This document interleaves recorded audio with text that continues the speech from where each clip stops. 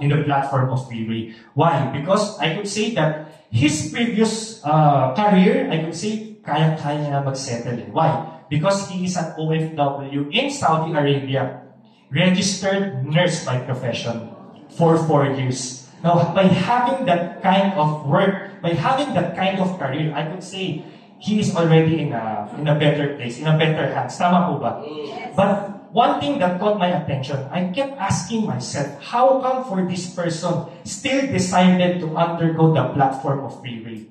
And then when I met him here in Freeway Pampanga, I would always see this person attending each and every event of Freeway Pampanga. No matter rain or shine, name it, kahit lumindol, siguro pupunta pa rin tong tao ito.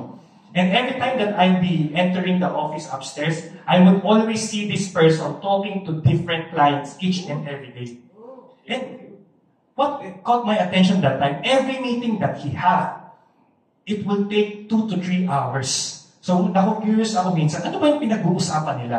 Then luckily, there's this one time napadaan ako and then na-overheard ko yung topic nila. And what I noticed, what I realized that time for this person is that they are talking not just about Freeway, not just about work, not about the company, not about Freeway, but also their personal lives as well. Why? Because do you think by having a client or someone to talk with, do you think building a relationship is very, very important? Yes! Am I right? Because not all the time puro na lang Freeway or working pag-uusapan. Am I right? At the end of the day, what matters the most also is the mental health of each individual. Am I right? Yes. Now, by having this good attitude of this leader, wherein he is always following the 6 core values, specifically the family values. Am I right? Yes. Now, with having this kind of good attitude, of course, here in Freeway, no effort goes unnoticed. Tama po ba? Yes. Now, that is what amplified with this person. That is why by having a golden heart, he is given an opportunity by Freeway International to grow up on the stage. Now again, are you all ready and excited for our first speaker? Yes! And with that being said, please help me all welcome and give a big round of applause for our Diamond 3-star, Rodrigo Bajo.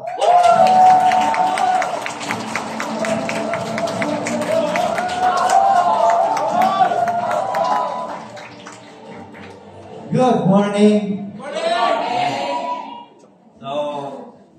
Thank you, Sir Hyman. Grabe, kanina hindi ako kinakabahan, tapos bigla ako nakaramdam ng kaba. Yeah. So,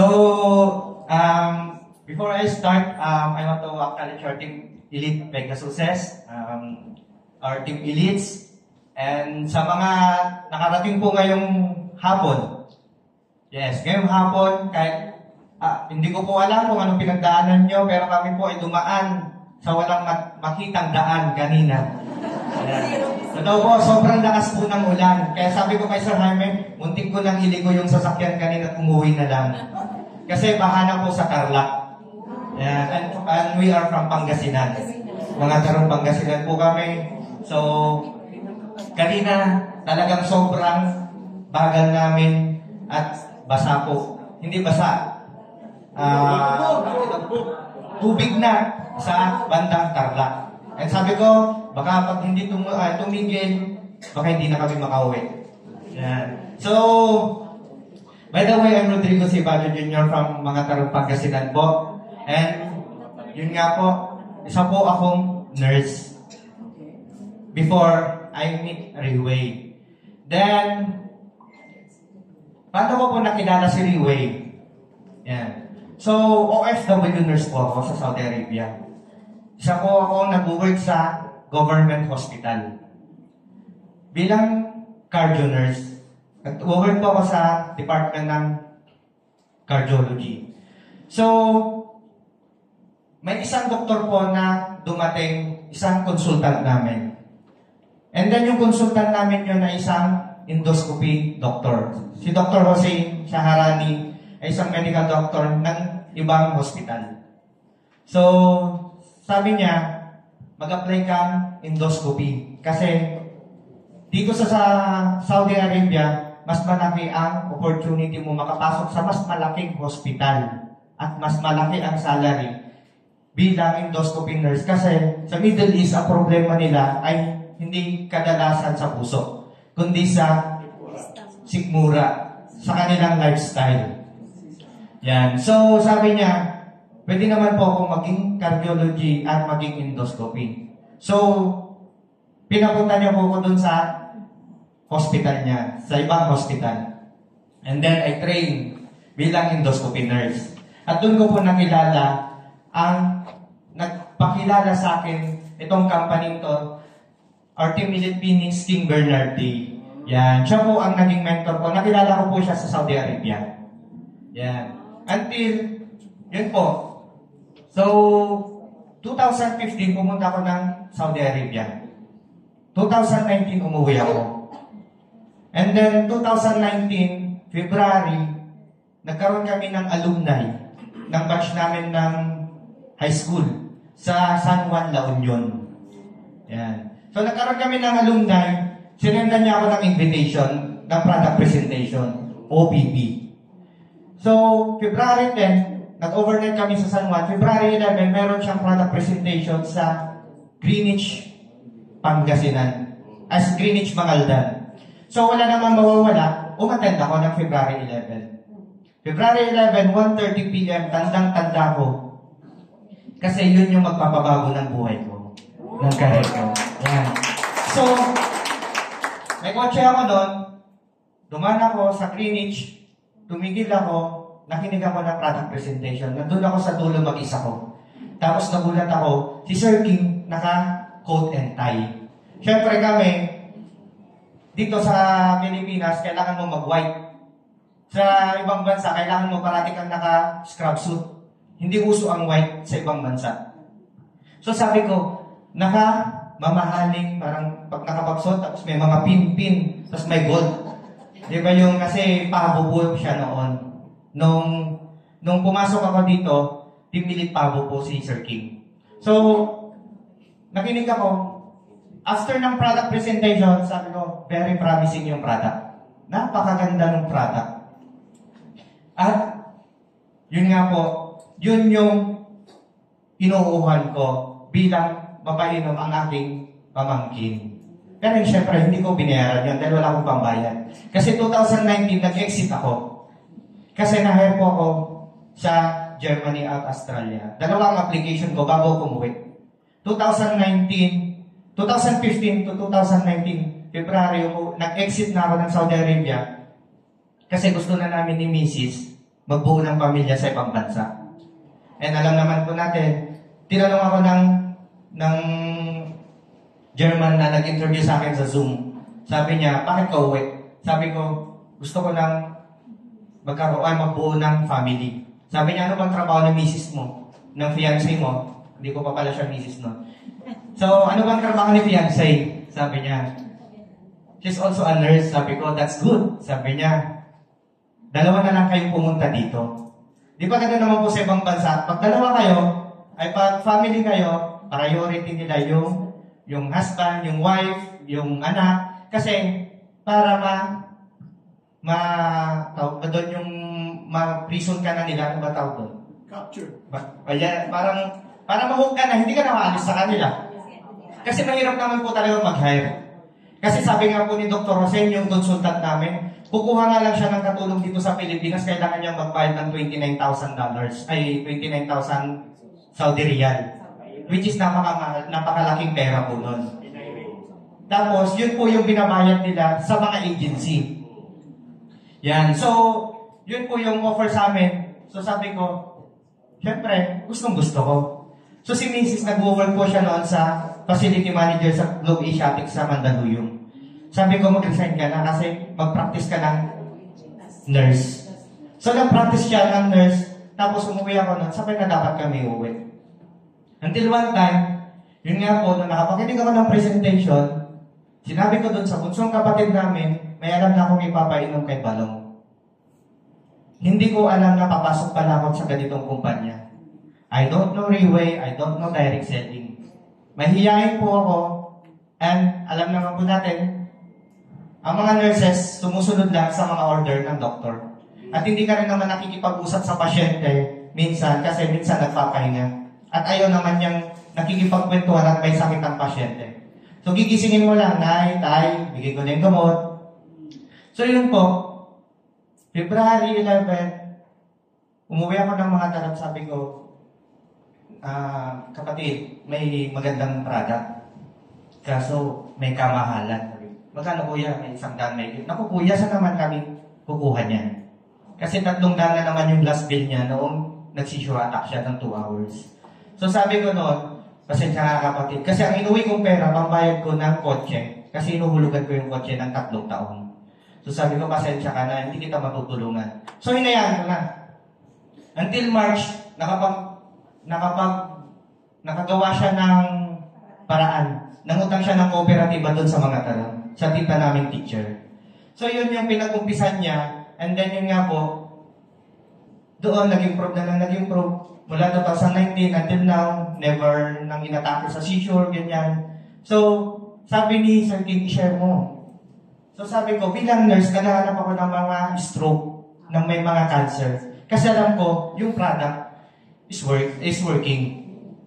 So, naghanap ako ng mga, hindi ko alam mag-business. I don't know how to do business. Basta sabi ni Sir King, share mo. Tapos, eto na. Rejection.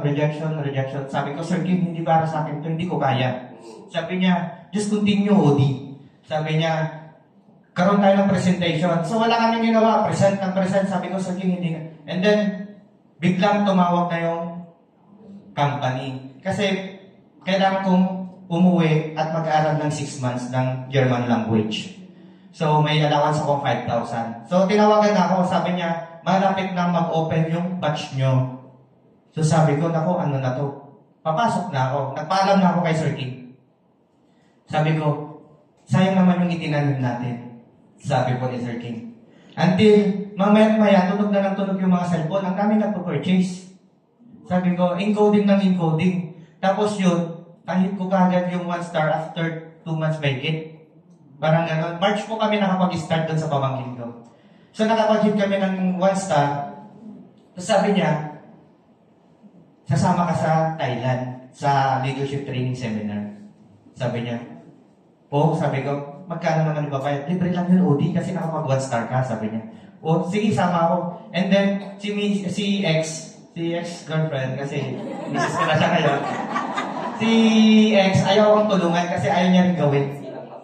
Ayaw niya ng direct selling. So ako lang nag-share. Si Sir King, dalawa lang kami. Si Mrs. ayaw akong tulungan. Tapos nung nahawakan ko yung account ko, nagulat ako. Sabihin ko ba? May 6 digits na pinabili. Sabi ko, ano to? Sabi ko, income mo yan, OD. Totoo, sabi ko. Meron akong 485,000 na binigay na income ko noon. So sabi ko, totoo ba to, sir? Sabi ko, oo. Kasi hindi ko alam, kasi RW, di ba yung dollar, i-divide mo sa 37, sabi niya. Kasi 37 po na 2019, di ba? So dinivide ko, may 485. Totoo ba to, sir? Sabi niya. Kung sinasabi mo lang yan, para hindi ako tumuloy. Sabi ko, kasi mag-i-start na yung pasukan sa German language. And kailangan kong pumasok, tinatawagan na ako. So yun po, sabi ko, sige nga, pagbigyan ko, ituloy ko.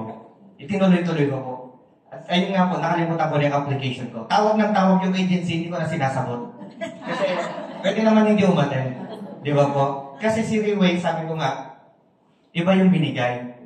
Bilang nurse, government hospital po kami sa Saudi Arabia. Every 6 months, kailangan ko pinapauwi kami ng government para magkaroon kami ng de-stress. Kasi alam naman po natin, sino pong mga pamilyar sa mga OFW? Di ba? Pinakaunang kalaban niyan, homesickness. Di ba po? So kami po, bilang OFW, ay nasa government hospital, may privilege kami umuwi after 6 months. Before po, ginagawa ng mga Pinoy, ginagawang cash yung ticket. So, napansin nyo na ministro nila, ng labor nila, Ministry of Labor nila, kasi ministro po sila doon. Sabi nila, binago nila yon na hindi mo na siya pwedeng i-refund. At kailangan mo magbakasyon para naman mabawasan yung stress mo. And then yun po, every 6 months umuwi kami. Pero 2015, 8 months ako umuwi kasi December, January umuwi ko. At ang kagandahan sa department namin, ang pinipili nilang bakasyon ay March at April kasi vacation, summer. So, ako po, December kasi birthday ng father ko is December 25. Yan. Pero, minsan ko lang siya napaghanda. Yan. 2015, March, umalis ako. December 25, 2015, kasi 60 birthday ni Papa. So, pinagtibo ko siya. Kasi syempre, alam naman natin, pag OFW ka, pag uwi mo, mayaman ka. Diba? Totoo po, kasi wala po akong pakialam sa mga kuwan. At alam naman natin, di ba, kikitain ko yan. Di ba? Yun po natin yung nasa isip ko. Pinaghanda ko siya, first birthday niya. And then ito na. Biglang sumakit yung likod niya, January 18 of 2016. Na-diagnose siya may lung cancer. Yan. At February 3, kailangan ko lang bumalik ng Saudi Arabia. So February 3, bumalik ako ng Saudi Arabia. Nag-trigger ng dinala ko siya sa Manila, sa condo ni Mrs. para ipa-treat. And then, hindi maganda ang kanyang kinahinat nandun, nag-trigger yung stress niya. April, pinapauwi na ako.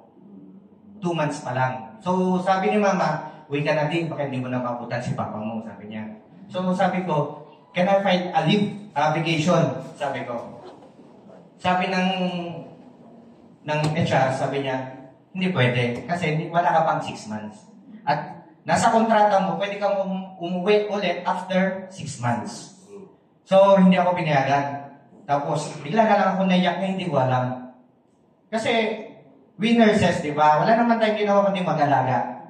Pero, nung na-diagnose si Papa, January 18, ilang linggo lang po siya na parang nasamahan CT scan, ganyan, laboratory. Pero hindi ko siya naalagaan. So, March 3, umiiyak ako. Pero hindi ko alam na, hindi ako malungkot, basta bigla na umiiyak. Tapos napansin ako ng isang HR. Sabi niya, bakit? Sabi niya, si father ko na-diagnose may lung cancer. Sabi ko, naku, sabi niya. So, anong gagawin mo? Kanya ko daw kung umuwi. Baka hindi ko na siya maabutan. So, sabi niya, sige. Yung isang nurse na si Sir Chris, taga Iloilo, hindi ko makakalimutan, siya yung pumirma na pag di ako bumalik, tatanggalin yung benefits niya. Ang tawag doon wala siya makukuha pag umalis na siya. So, parang ganon. Naging guarantor po siya. So, umuwi ako March 3. Tapos, 2 hours kami nakapag-usap, namatay si Papa. Yun po yung, sabi ko, ayaw ko nang, di ba sabi ko, every 6 months, umuwi ako. First time kong umuwi, sabi nila, first time lang mahirap yan, masasanay ka din. Di ba yun naman po yung parate? Pero kada uwi ko po, ang nararamdaman ko, mabigat yung bagahe kasi maraming pasalubong. Kasi magdadala ka po ng mga luncheon meat doon kasi wala kang baboy, di ba po, sa Saudi Arabia. Di ba, yung ipapakan mo yung mga goods, yung mga tusino, magdadala ka kasi wala pong karne ng baboy doon. At 6 na buwan ka na naman hindi magkakarne ng baboy. So magdadala ka ng mga spam, ganyan. So yung lagahin ko, sobrang bigat. Pero pinakamabigat, yung damdamin. Hindi ko gustong hinahatid ako ng pamilya ko. Kasi lalo sabi nila masasanay ka, pero lalo kang sinasampan ng kahirapan. Why? Kasi kailangan mo ulit umalis. Kailangan mong iwanan yung mga mahal mo sa buhay, sabi ko nga po, kailangan mong gawin kasi kailangan mo silang, yung sakripisyo mo, kailangan mo silang matulungan, mapaligaya. Kasi yun naman nagpapaligaya, di ba? Ang matulungan natin, lalo tumatanda sila. Sabi ko pa, ito yung sabi ko po, noong tinuloy-tuloy ko, si Riway lahat binigay yan. Lahat ng mga kagustuhan namin, lahat ng mga pagbabago, kung ano meron kami, lahat binigay ni Riway. Unang binigay ni Sir King ang aking account, may 400 na higit na income, na hindi ko alam kung paano ko ginawa. Kasi hindi ko alam mag-direct selling. Basta sinare ko lang yung product. And then, may mga free travel na binibigay si company. Kami po, wala pa kami sa Riway. Kami mag-asawa, mahilig kami mag-travel. Ang unang travel namin sa Singapore 2015, pagkalis ko, nag-travel kami. Kasi mahilig kami mamasyal domestic. Pero, pagdating ko ng December, January, tumitingin na ako ng ticket. Kasi mura. Siyempre, di ba sa December? January pa lang, next December, nagbubook na ako ng ticket kasi naghahanap ako ng mga murang ticket. Pero iba kay Riway. Si Riway, ito na naman po, ang kailangan lang naman natin dito yung passport. Bakit po? Si Riway bigla-biglang, eto na naman, nakahit kami ng, di ba, our team in Pegasus Faith Ann ay na-invite sa New Zealand for the top leaders meeting. And then after top leaders meeting, magkakaroon kami ng special meeting na pupunta kami sa Hong Kong next week. And we are glad ni Mrs. nakahit kami ng rank, kaya next week, nasa Hong Kong na naman kami. Yeah. Si Riway nagbibigay yan ng, actually doon ako na-hook sa income. Sino naman po ba yung sino bang pumunta dito na ayaw ng pera? Di ba po? Nag-OFW ako kasi gusto ko ng malaking pera. Kasi, sa Pilipinas, ang nurses, sobrang ano bang pan? Sobrang baba ng compensation, kawawa ka sa mga workload, ganyan. Nasa ibang bansa ang pera. And I'm glad, nakilala ko si Riway, February 11, 1:30 p.m. Hindi ko alam si Riway, pero inuwan ko si Prada. At doon na po nag-umpisa nagbagong buhay namin. And then yun,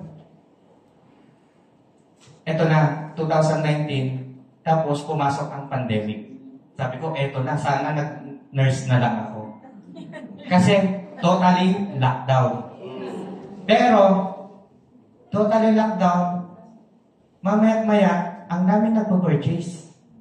Bago mag-lockdown, grabe ang buhos ng encoding. Bakit po? Si Portier naging emergency drugs. Naging, di ba yung mga tinatransport lang nun, mga food. Naging necessity po siya. Naging essentials. And bawal kang lumabas ng Pangasinan. Buti na lang po, may lisensya kami mag-asawa. At may kotse ako nun.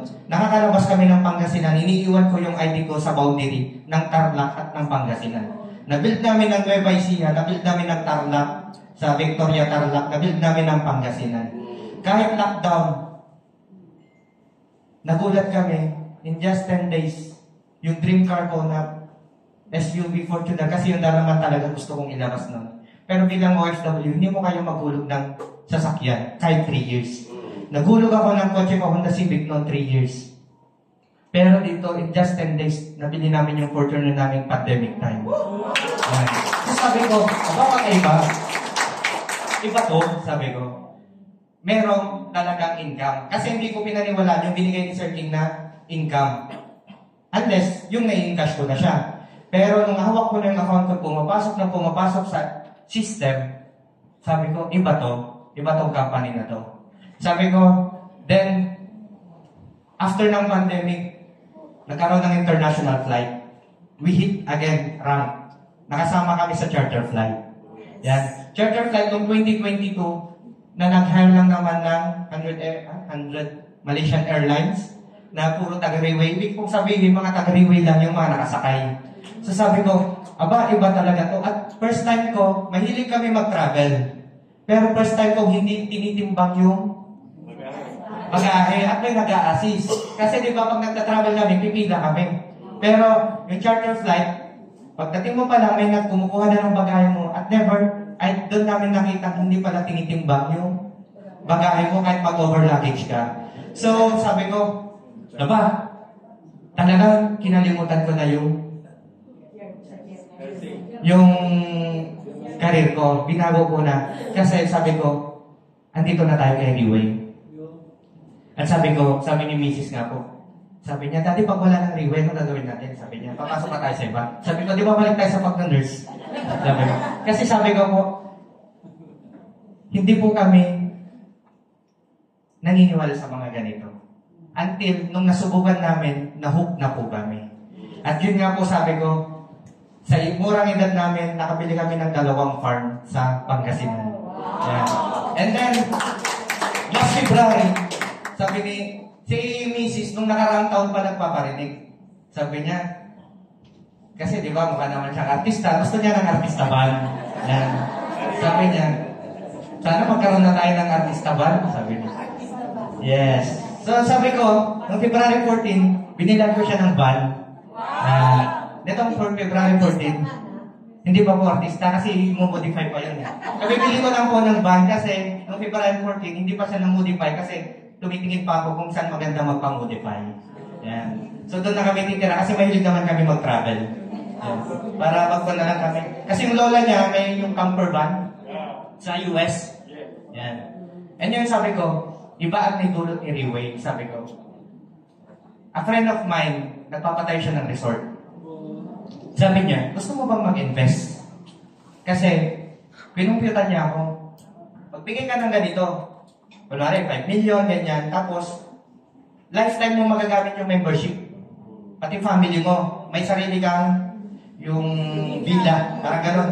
Sabi niya, Pre, sabi ko, nakilala ko si Riway. 5 years na ako kay Riway. Kung may pag-i-investan ako kay Riway lang. Yan. Sabi ko, totoo po. Totoo po. Sabi ko sa kanya, kung mayroon akong pag-i-investan, kay Riway lang. Kung wala ng Riway, hindi na rin ako papasok sa ibang direct selling. Yeah. Yes po. Yes po. Loyalist po talaga kasi si Riway, sabi ko nga po, pinakita niya. Last time nga po, sabi ni Celeste, di ba? Sabi ni Ma'am Celeste, nangyayari sa Vietnam. Hirap na nga silang bumili ng lupa. Tapos may yung mga Chinese na pumapasok at nagsisibilihan ng lupa. Paano na lang makakabili ng mga lupa, yung mga Thailander na walang pambili ng lupa? Which is nangyayari po yan sa lugar namin. Mga Pangasinan po, kung isi-search niyo po siya, ay isang hindi kilalang bayan. Pero isa po kami sa pinakamalaki sa buong Pangasinan. Actually, nagtatalo po ang San Carlos at mga Tarab kung sinong pinakamalaki na lupain. At nilalaman ng mga Tarab, kami ang pinakamalaking lupain. Sabi ng San Carlos, sila yung pinakamalaki. Pero halos parehas lang. Konting-konti lang ang difference. Pero hindi kami kilala. Bakit po? Wala pang developer na nakapasok. Until nagawa itong Daang Kalikasan. Kaya nga po, nung last recognition night, nung nagtotalk si Celeste, nangingiti ako. Bakit po? Before po, makakabili ka ng 1 million pesos doon sa poblasyon. Ngayon po, wala kang mabibiling 1 million kahit sa province, ay sa barangay. Halos wala kang mabiling lupa. Kasi nga po, naitayo yung tinatawag nilang Daang Kalikasan. Di ba, nag-trending yung Daang Kalikasan doon sa papuntang Pangasinan to Zambales. Yan. So, yes po, yan. Basta si Daang Kalikasan naging tourist attraction kasi pagdating mo po sa taas, makikita mo kung gaano kaganda yung bundok. Parang New Zealand. Makikita mo po siya lahat bundok. Ngayon po, yung mga developer nagsisipuntan dyan. Nagkaroon na kami ng Jollibee, McDonald's, KFC. Ngayon po, sobrang taas ng lupa ngayon sa mga Tarab. And bago mag-recognition night, nakabili kami po ng lupa doon sa poblasyon. Sabi ko, wala po kami ibang ginagawa all throughout Riway. Sabi ko, si Riway, ibibigay lahat. Si Riway, mahilig magbigay yan ng blank check. Si Riway, hindi ka sasabihin magtrabaho ka.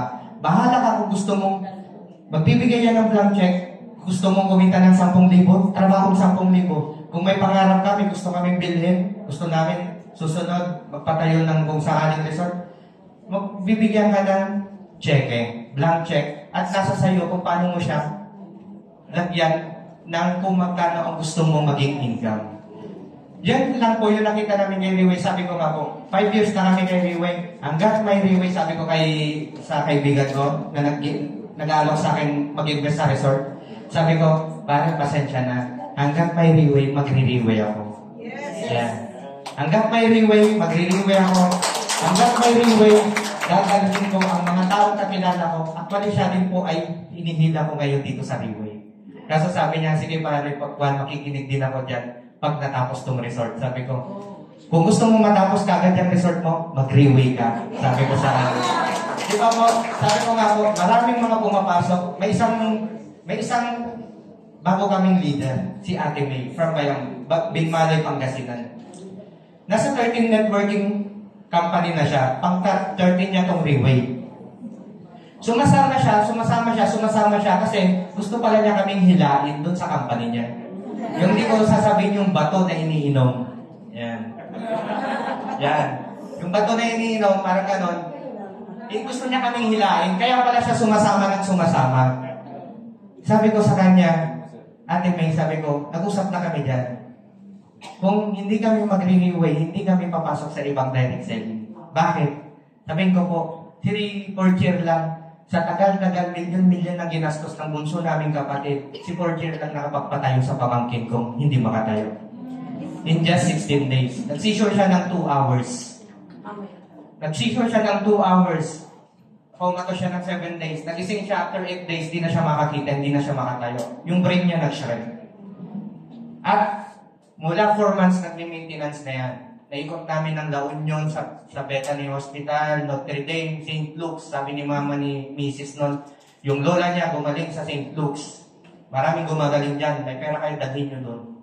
Yes. Dinala po namin doon. Yan ang pinakamataas na maintenance, pero walang nangyari. Until yun nga po, nung 6 years old siya, nag-seizure siya ng 2 hours na nakumato siya ng 7 days. Yeah. So sabi ko, to be honest, sabi ko po, wala talaga akong bilib sa mga supplements. Nurse po ako, matagal po ako sa hospital. Alam ko po, at sinubukan yan ng father ko nung nagkaroon siya ng cancer. Yung mga sinasabi nilang gamot sa cancer. Kaya wala akong mas lalong bilib sa supplements. Nasubukan namin ang mga supplements. Ito, gamot sa cancer, bayabano, kung ano, paralis, lahat. Basta kung may gamot, syempre, tamaan ba naman ng cancer ang magulang mo, di ba po? At kasi 60 lang niya. So, sinubukan niya lahat at wala naman nakapag-address doon sa sakit niya. 2 months lang namatay. Kaya walang bilib ako sa mga supplements na yan. Until yun nga po, dahil awang-awa na ako doon sa pamangkin ko, sabi ko, try mo lang. Pero kung hindi mo itatry, wala akong kuhan. Kasi, kung hindi niya man i-try yun, may pupunta naman kami ni Mrs. Mangingibang bansa talaga kami. Pero sabi ko nga po, eto lang. Ladies and gentlemen, don't get me wrong. Sabi ko nga po, naranasan ko maging OFW. At alam ko po kung ano yung mga nangyayari sa ibang bansa. Siguro, may nasa posisyon po ako para magsalita. Kita-kita ko po ang kahirapan sa ibang bansa. Sabi ko po, napakaswerte natin, Mami, nakilala natin si Riway. Yes. Kasi bakit po? Napakasarap sa ibang bansa kumita ng pera. Pero kapalit nun, kausap mo yung pamilya mo doon sa telepono, ay doon sa screen, kinikis mo yung asawa mo doon sa screen, at hindi mo alam yung asawa mo, may asawa na rin iba. Totoo po. Sa Middle East, sabi nila, hiwalay ang mga bachelor sa mag-asawa. May Filipino community po doon. Marami pong tukso. Kahit po ako, every Friday, kung nagsisimba po kami, may simbahan po doon ang mga Kristya ay Katoliko. Every Friday, may Mass. Indiano po ang pare. Marami pong tukso. Kasi papasok po kami sa isang ganito, halo-halo na dyan. At wala ng mga abaya. Maraming tukso sa Saudi Arabia. At hindi lang sa Saudi Arabia, sa buong bansa. Maraming mga pamilya ang lumalaki, ang mga anak na nagiging adik, nabubuntis ng maaga kasi hindi nababantayan. Kaya sabi ko po, napakaswerte natin, may ganitong platform, may ganitong company, na hindi na lahat, sabi nga po noon, kung pwede lang, lahat ng mga kakilala ko, ipapasok ko dito. Kasi noon, sabi nila sa akin, ba't di mo ituloy ang application mo? Ba't ka pumapayag mag-networking, magbenta-benta? Sabi ko, hindi ako nagbebenta, may negosyo ako. Tapos, noong nag-uumpisa po ako mag-Riway. Ngayon po, nung tumagal na, yung mga kulig ko doon sa Germany, sa London, mga ganyan, nag-apply ng trabaho sa akin. Ang alam po nila, sa akin po itong kumpanya. Totoo po. Yan, totoo po. Nandito po, sabi niya, pwede bang mag-apply? Kasi, pagod naman talaga ang trabaho sa ibang bansa. Akala nila sa akin itong kumpanya kasi mamaya-maya nasa ibang bansa kami, mamaya-maya nasa ibang bansa kami, mamaya-maya nasa domestic kami, at parati kang naka-vote, naka-suit. Kaya akala nila may sarili talaga akong kumpanya. Sabi ko, pag uwi mo, magkita na lang tayo, paliwanag ko na lang sa'yo. Sabi ko, o kaya, hintayin mo ko dyan. Kasi, baka mamaya, sabi ko, one of these days, ako na lang pala pupunta dyan para alukin ka at magkape tayo. Sabi ko sa kanila. Kasi bakit po? Totoo po. Kaya Riway po, si Mrs. po kagagaling lang ng US. nung November, 10 days. 10 days na po siya nag-US. Yung lola po niya doon, sabi niya, ba't sinasayang nyo yung opportunity na habang nandito pa kami? Kasi yung lola at lola po niya doon, matanda na 78. 78 na? 79, mga ganyan, 80. O 80 plus na si Juan. Matanda na po sila, sabi niya, ba't nyo sinasayang habang nandito pa kami? Siyempre, nasa US ang pera talaga ng mga nurses. Sabihin po ni Mrs., sabi niya, may kumikita kami doon sabi niya. Magkano ba kinikita nyo talaga? Hindi naman kami makakabili ng mga sasakyan, mga car ko. Oo nga pala, no? Kung kumikita kayo, doon na lang kayo sa Pilipinas. Totoo po, nito lang po nung March, nagpunta na naman po sila sa US kasi matatanda na po may sakit na yung mga lola niya. Binivisit lang po nila doon, 28 days, 10 days. Pero kahit nasa US si Mrs., may passive income po si Mrs. through Reway platform. May mga tao po siya na natutulungan namin, nagbabagong buhay, at meron po siyang passive income. Kaya kahit sabi niya, Daddy, magkano pang shopping ko? Ito, kinita mo. O sige, isa-shopping ko lahat yan dito sa US. Kasi masarap kami din sa US, mura. Pero hindi ka matatakot. Hindi ka matatakot, nasa Reway ka. Sabi ko, sige, gastusin mo lang, nasa Reway ka. And kami, hindi po kami naglulus yung expenses. Kasi po, sabi ko nga po, before ako umuwi ng Pilipinas from Saudi Arabia, may isa akong nakilala doon na walang ginawa, matanda, kundi nag-i-invest sa sarili niya at doon sa mga kwan. Kaya siya yung naging mentor ko through investment sa mga properties. So bago kami nag-Reway, wala kaming, puro lang ako pagbabasa ng libro. Pero nung nasa Reway na kami, yung mga binabasa ko, na-apply ko na sa sarili namin. Marami po kaming investment, lahat bigayan ni Reway. Yan. So, yun lang naman po sinasabi ko. Masarap mag-OFW. Pero sabi ko, I'm not against OFW. Siyempre, yan yung nagbibigay ng malaking pera sa Pilipinas at sa mga pamilya. Pero sabi ko, mahirap umalis. Lalong-lalo na mapalayo. At lalong-lalo na bilang sa nurses na kagaya namin, hindi mo mabantayan yung pamilya mo. O lahat po tayo ng OFW, hindi mo mabantayan ng pamilya mo. And ito nga po, may inaalok po sa atin, si Reway International. Give a chance. Sabi ko nga po, February 11, 2019, hindi ko makakalimutan yan. Kasi kung hindi ako nag-oo, wala po kami ngayon dito. Wala pong team Pangasinan. Wala pong team Tarlac at Nueva Ecija. Marami po kami natulungan, nag-improve ang buhay, nag-improve ang bulsa. Yan. So, yun lang mo naman po yung share ko. Sabi ko nga po, join our mission. Stand with Reway. And together we will rise. Thank you.